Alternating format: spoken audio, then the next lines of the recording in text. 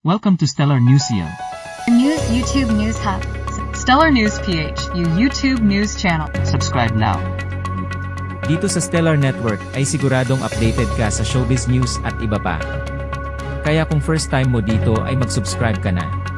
Formal ng kinasuhan ng 5 counts ng cyberlibel ang veteranang showbiz columnist na si Christy Fermin, kaugnay ng reklamo ng mag-asawang Sharon Cuneta at Kiko Pangilinan. Ang reklamo ay may kinalaman sa umano'y paninirang puri na ginawa ni Christy laban sa mag-asawa pati na rin sa kanilang mga anak. Ayon sa mga ulat, sinampahan ng kaso si Christy matapos maglabas ng mga pahayag na itinuturing ng mag-asawa bilang malisyoso at mapanira. Batay sa resolusyon na pirmado ni Senior Assistant City Prosecutor Rafael Esguera ng Makati City Prosecutor's Office, kinatigan ang reklamo ni Sharon at Kiko laban kay Christy. Inihayag ni Christy ang tungkol dito sa kanyang online show na Christy Ferminute noong Huwebes, October 17, 2024. Sa episode na iyon, ibinahagi niya ang kanyang pagkatalo sa kaso, at tinanggap na siya ay nasampahan ng 5 counts ng libel. Natalo po ako sa kasong libelo na isinampa ni na Senator Kiko Pangilinan at Sharon Cuneta. Ayon kay Christy sa kanyang programa. Ipinaliwanag pa niya na ang ilang episodes mula sa kanyang YouTube show na Showbiz, nauna ang naging batayan ng reklamo.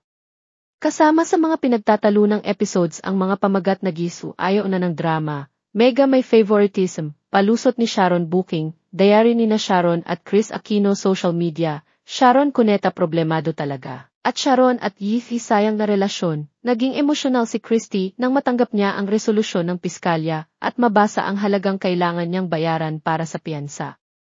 Ayon sa kanya, nagbayad siya ng ICE 240,000 para pansamantalang makalaya. Talo po ako sa 5 counts ng libel, at ang sabi nga natin, inflation is real, ani Christy, sabay banggit na tumaas na ang halaga ng piyansa kumpara noong mga nakaraang taon.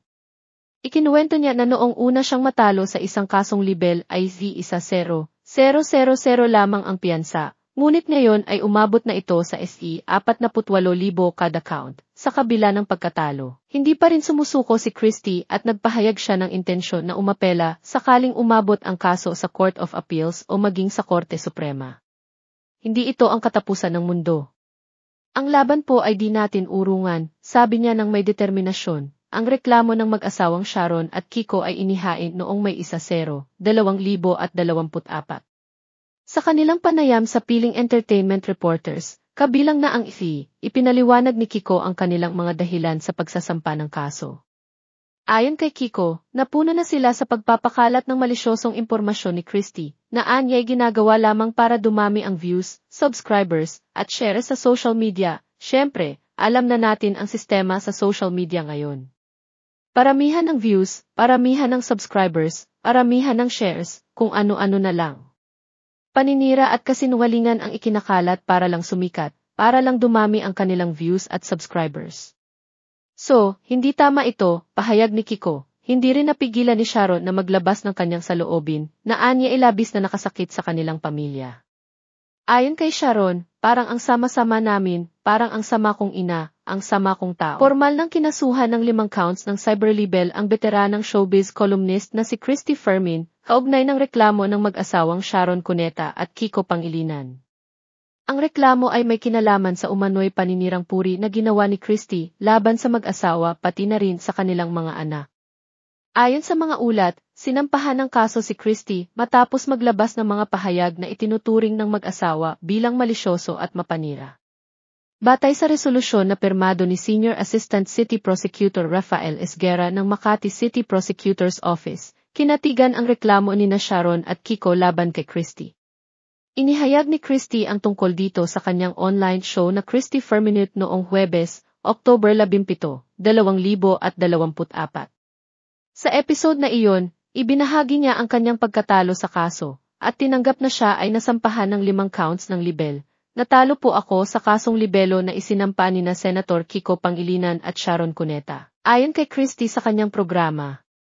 Ipinaliwanag pa niya na ang ilang episodes mula sa kanyang YouTube show na Showbiz, nauna ang naging batayan ng reklamo. Kasama sa mga pinagtatalunang episodes ang mga pamagat na gisu, ayaw na ng drama, mega may favoritism, palusot ni Sharon booking, diary ni na Sharon at Chris Aquino social media, Sharon Cuneta problemado talaga. At Sharon at Yifi sayang na relasyon, naging emosyonal si Christy nang matanggap niya ang resolusyon ng piskalya at mabasa ang halagang kailangan niyang bayaran para sa piyansa. Ayon sa kanya, nagbayad siya ng isihi 240,000 para pansamantalang makalaya. Talo po ako sa 5 counts ng libel, at ang sabi nga natin, inflation is real, ani Christy, sabay banggit na tumaas na ang halaga ng piyansa kumpara noong mga nakaraang taon. Ikinuwento niya na noong una siyang matalo sa isang kasong libel ay Z100,000 lamang ang piyansa, ngunit ngayon ay umabot na ito sa SE 48,000 kada count, sa kabila ng pagkatalo. Hindi pa rin sumusuko si Christy at nagpahayag siya ng intensyon na umapela sakaling umabot ang kaso sa Court of Appeals o maging sa Korte Suprema. Hindi ito ang katapusan ng mundo. Ang laban po ay di natin urungan, sabi niya ng may determinasyon. Ang reklamo ng mag-asawang Sharon at Kiko ay inihain noong May 1, 2024. Sa kanilang panayam sa Piling Entertainment Reporters, kabilang na ang ipinaliwanag ni Kiko ang kanilang mga dahilan sa pagsasampa ng kaso.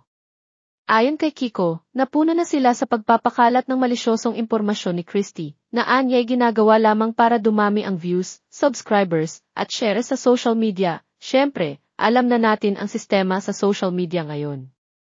Paramihan ng views, paramihan ng subscribers, paramihan ng shares, kung ano-ano na lang.